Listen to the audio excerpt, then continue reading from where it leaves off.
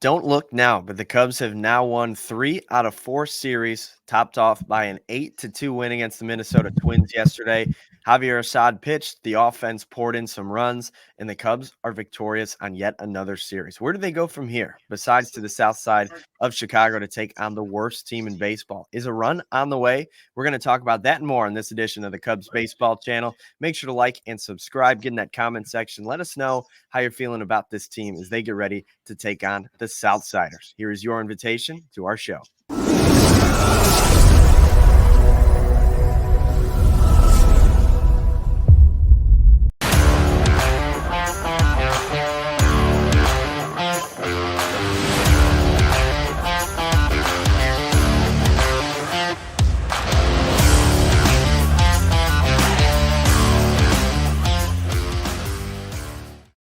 What's up, everybody? Welcome to the Cubs Baseball Channel. My name is Anthony Pasquale. He is Broadcaster Mick. You can find him on socials at Broadcaster Mick, and you can find me on Twitter at @Ant_Pasquale3. So make sure to follow us on there, and also make sure to follow the Cubs Baseball Channel on Twitter and Instagram and TikTok. We're on those platforms, serving up some Cubs content to you guys daily, so make sure to find us on there as well.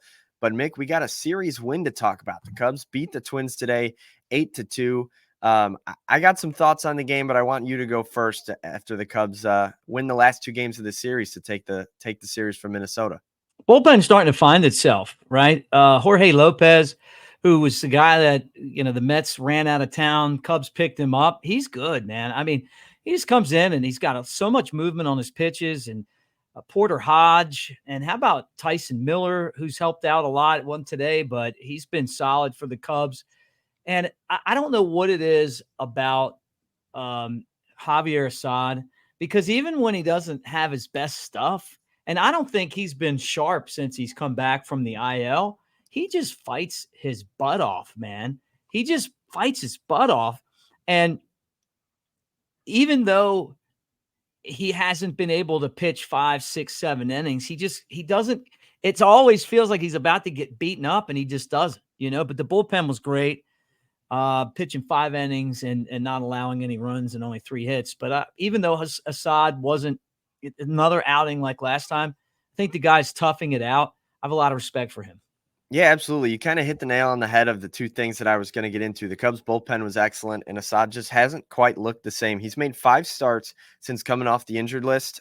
He's gotten past the 5th inning just once in those games. He went 2 1/3, 3 1/3, 6 innings, 4 innings, and 4 innings. So he's given you everything you have. It's just, can the Cubs afford to every 5th day put out a guy that's only going to give you 4 innings? Like, even when Kyle Hendricks gets beat up, he goes 6. Like, he can at least get you there because he has a little bit more in the tank pitching wise. I think you were right. Maybe Assad wasn't fully healthy when they brought him back, and he's kind of working through some things. But hey, in terms of runs, 2 runs, 1 run, 3 runs, he never just gets walloped. And as much as it seems like he's going to, with runners on 1st and 3rd and no outs, the Cubs just find a way to get out of those innings for him.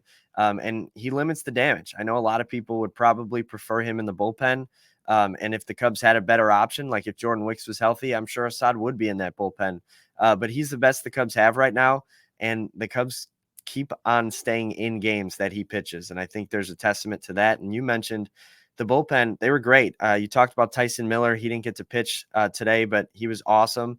I think he went yesterday, pitched the 9th. And he was really good in that game. Jorge Lopez, I think everybody kind of scoffed at that signing. They're like, oh, that's the guy that threw his glove into the stands for the Mets. What's this guy going to do? I hate this team. Yeah, and he's given up 1 run in like 15 innings. He's been fantastic. So kudos to Jed for making that trade for Tyson Miller early in the year. Kudos to him for grabbing Lopez. It seemed like a guy that nobody wanted to get. And Jed got him and put him in the back end of this bullpen that desperately needed some help. And for the last 2-ish months, they've been the best bullpen in baseball. But I will say this too. Joe Ryan, who started the game for Minnesota, got hurt, looked like an elbow injury, was taken out immediately. That was in the 3rd inning when the Cubs finally started scoring some runs. And as much as you hate to see any pitcher go down with an injury, especially one of that caliber for Minnesota, you have to say, like, man, this is the first time the Cubs like caught a break. Like, that type of stuff doesn't happen against us, and it finally did. Obviously, you're not happy that there's a player injured, but the fact that the Cubs could get to the bullpen quicker and put some runs up on the board, that's the reason they won the ball game, right?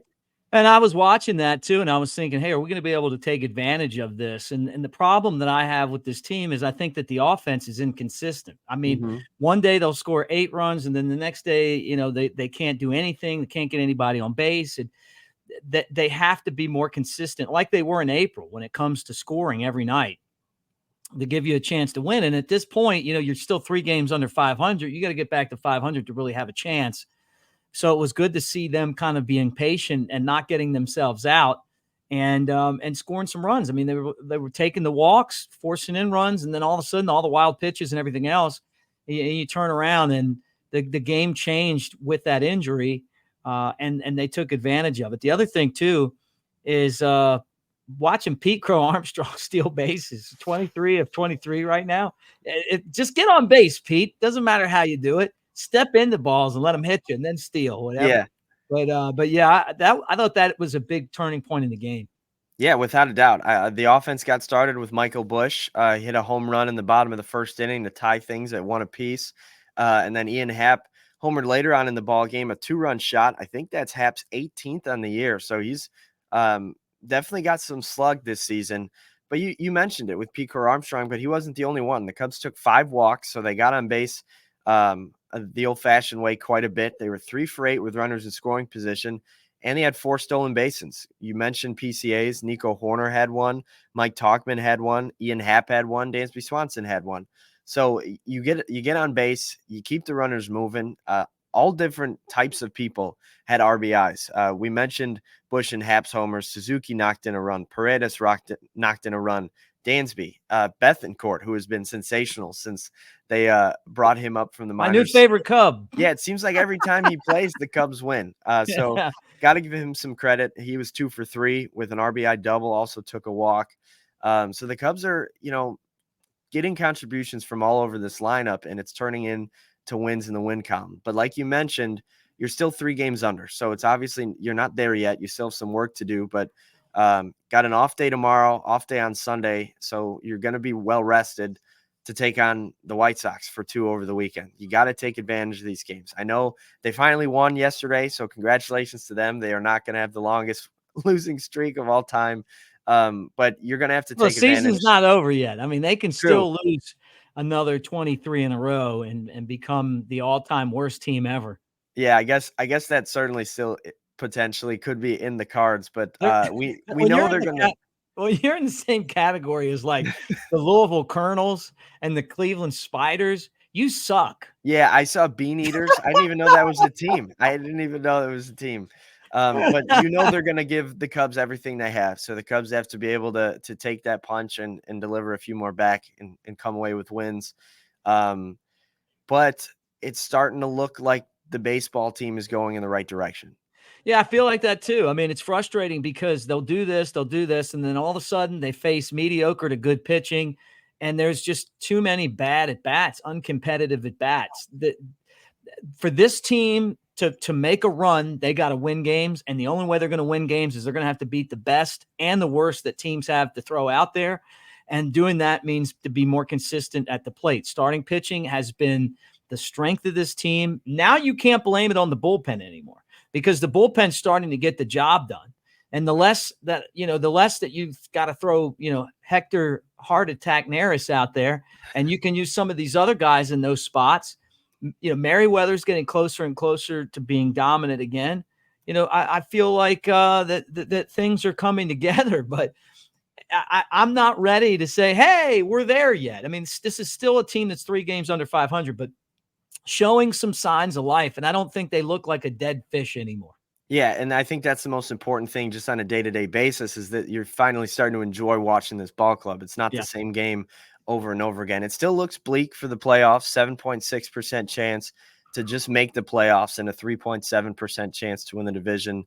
I think those numbers go exponentially up if you get to that 500 plateau, which the Cubs just haven't been able to do. But, you sweep the White Sox this weekend, then you're 1 game back, heading into a series against Cleveland, and then you get a 9-game homestand. So maybe the Cubs can work on that and get up above 500 before the end of August. But again, I'm not putting all my eggs in that basket, but it's more fun to watch this team daily right now. Yeah, right. And that's the bottom line. I mean, you want to get some enjoyment and some entertainment out of it. And I think that they're doing a better job of that, and the season's not over yet. I mean, like the deadline deals, some of them, I'm just kind of puzzled by some of it, but look, you got a guy at third base now that is a much better third baseman. I mean, you don't have to hold your breath every time the ball's hit to him. Mm-hmm. And he's hit the 3-run homer yesterday, led you to a win. And the team just looks a lot more confident. Michael Busch doesn't feel like a rookie at first base anymore. Not at all. Like offensively, they're better in the middle infield. And I think part of that is just having Busch as a better defender. Bethancourt, as much as I can keep him in and keep Amaya out, I think the team's better like that. And then Pete Crow-Armstrong's figuring it out, defensively. Bellinger's Bellinger, right? Suzuki. So I think this team's got it. They still, even though their chances to make the playoffs are 7, so it means like 93% they're not going to make it or whatever. Yeah. I don't think they're out of it. Yeah, I don't either. I will say we forgot to mention this. Cody Bellinger did not play today. He had that awkward run into first base last night. Looked like he injured himself a little bit. He stayed in the game, I think, just because he was the DH. He knew he could hit 3 other times, but they said, I think, a sore hamstring kept him out of the game, and then an off day tomorrow. So it made sense to rest him. Hopefully he's back against the White Sox. But that'll do it for us on the Cubs baseball channel. Thank you guys, as always, for joining us to chop it up and talk a little Cubs baseball. Cubs are off tomorrow, so we'll be talking to you guys early and getting you ready for the series against the White Sox this weekend. But make sure to like and subscribe, get in that comment section. Follow us on Twitter, on TikTok, on Instagram, and we'll talk to you guys soon. Go Cubs. Go Cubs.